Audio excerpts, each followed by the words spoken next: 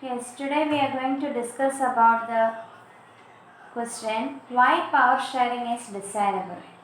Power sharing is desirable for two reasons. They are prudential reason and a moral reason.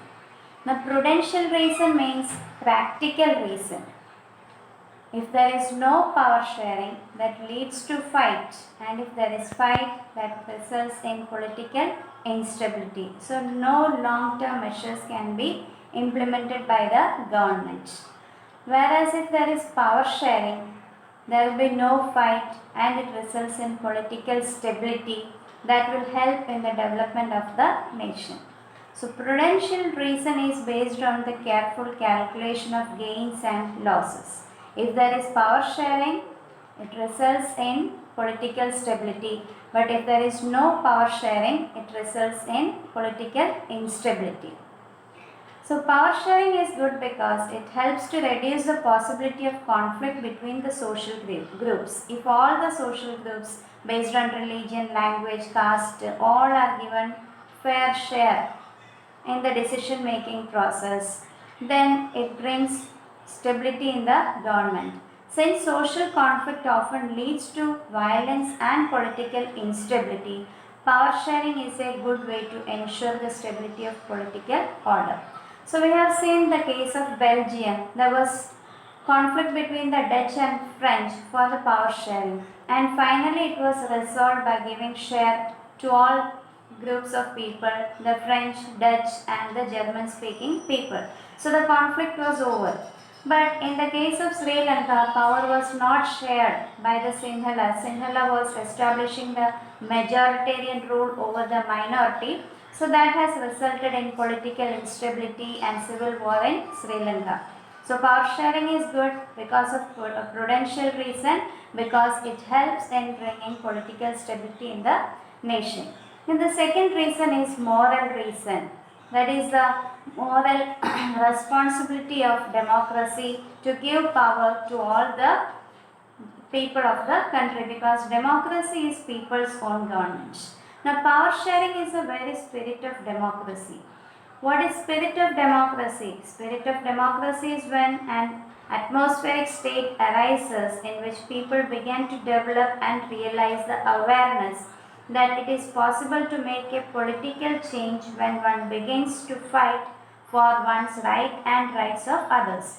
So spirit of democracy means even an ordinary person is able to fight for his rights or for the right of others. So if an ordinary person also wants, they can make some changes in the democracy. The society feels empowered to take its destiny into its own hands. So the society must be able to do something. They must be capable of doing something in a democratic country. People are gaining power. Then we can say a democratic spirit has taken hold of the people. So, a democratic rule involves sharing power with those affected by its exercise and who have a right to be consulted on how they are to be governed. So, in a democracy, we have the government of the people, by the people, and for the people. So, people are electing the representatives, and the representatives are supposed to work for the betterment of the ordinary people.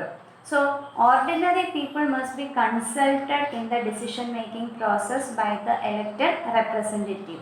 A legitimate government is one where citizens through participation acquire a stake in the system.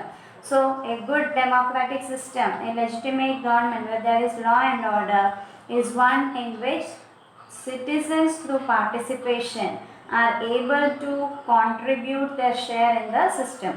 So, people's participation should be promoted in a democratic country. So, an ordinary person must also feel that they can do something in a democratic country. So, power will be shared from the top to bottom. So, all people are enjoying the power. So, all the people are enjoying the power sharing that helps to improve the democratic system of the government.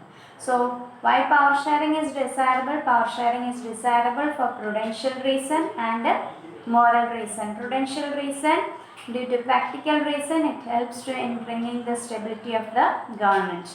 Moral reason, it is a moral responsibility of the democratic government to include the ordinary people in the power sharing. Then the next topic is forms of power sharing. Now in our country, power has been distributed in four forms. In modern democracies, power sharing arrangements can take many forms. Power is shared among different organs of the government. Now there are three organs of the constitution: the legislature, the executive and the judiciary. The legislature is the law-making body of India, that is the parliament. And the duty of the parliament is making law. Executive, the duty of the executive is to implement the law. The law made by the legislature will be implemented by the executive. And judiciary, and those who violate the law, those who break the law, will be punished by the judiciary. So the decision regarding the punishment will be fixed by the judiciary. These three organs enjoy independent power and are ranked the same position, so it is called a horizontal division of power. Now the legislature, executive and judiciary, three organs are given the same position. None of the organs are above or below. Each are enjoying the same rank. So if one organ is not functioning, the other two organs cannot function. So they mutually exercise control over each other. Legislature makes law and it has to be implemented by the executive.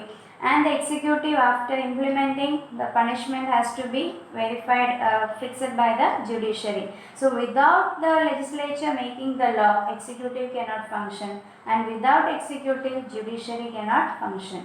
So they mutually exercise control over each other. This results in a balance of power among various institutions. So automatically the three organs are in a balanced situation. This arrangement is called a system of checks and balance. So power sharing between the three organs, legislature, executive and judiciary, is also known as horizontal division of power because they enjoy equal power. And without one organ functioning, the other two organs cannot function. So automatically it is working in a balanced manner. So this arrangement is also called a system of checks and balances. The second form of power sharing is power is shared among governments at different levels. At the top comes the union government, below that comes the state government, and below that comes the local government. So most of the powers are enjoyed by the central government or the union government, and some powers of the union has been given to the state government, and again some powers of the state government has been distributed to the local government. So power is distributed from top to bottom. It is called a vertical form of power sharing. So power is divided between the union, state and local governments from top to bottom. It is also called a vertical form of power sharing or federal form of power sharing. Federal form of power sharing because here more than two levels of government are existing. If there is only one level of government, it is called a unitary form of government. A country where there are two or more levels of government, it is called a federal form of government. The third form of power sharing. Power is shared among social groups. Different religions, linguistic, tribal and minority groups share power in different degrees. So power is also shared among different religions. There are different religions in India. Different linguistic groups means groups based on languages. So power is also given to different language community. Tribals, the scheduled caste, scheduled tribes are also given power sharing. They are also given reserved seats in the parliament. And minority groups. Minority means those who are less than half of the total population. Minorities are classified as lingual minority and religious minority. So those population who are less than half of the total population are said to be minority. So minorities have been guaranteed some rights like cultural and educational rights is the right meant only for the protection of the minority. So power is distributed among the religions, linguistic groups, tribals, minority groups. Then the fourth form of power sharing. Power is shared by political parties. Political parties, a group of people who come together to form a government, is political party. Political parties are given certain powers like contesting in election, and winning party can form the government, losers can form the opposition. They can conduct strikes, hartals, picketing, and decision making process, introducing laws. All such kind of powers are given to the political parties. Pressure groups also enjoy certain power. Pressure group means a group of people coming from the same organization. For example, doctors union, engineers union, teachers union, students union.